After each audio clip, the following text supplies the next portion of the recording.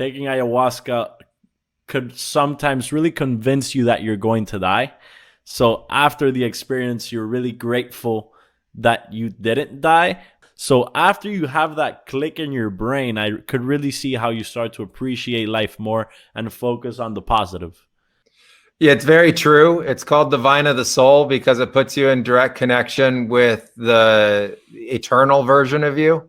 Right now, we're in the temporal version of ourselves, and the eternal version is something that mystics have talked about through all of our history.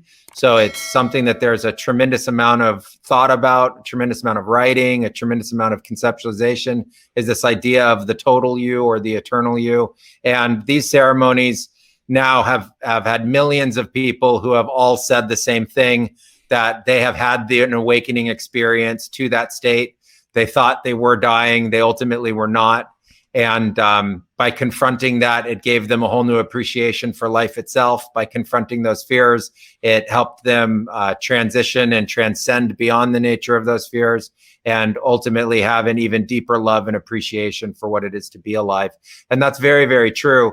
That being said, that's also another reason why you need to be extremely prepared to have these kinds of visionary experiences so that they themselves are not traumatizing. Because if you're not prepared to have that experience and that awakening, it could take a while to integrate that. So when you say prepared, how could someone know whether they're prepared or not to have an experience like this one? I think you just have to get to a place where you fully accept whatever the outcome is, and that you can go in with a very strong intention of that outcome being positive, and really coming from the heart, and really in that sense being self-guided, that you're fully embracing the unknown going into that ceremony, that you're going to approach it from the heart. You're going to ask for a really positive, really transformational experience from the plants. You're going to, ask that from the heart.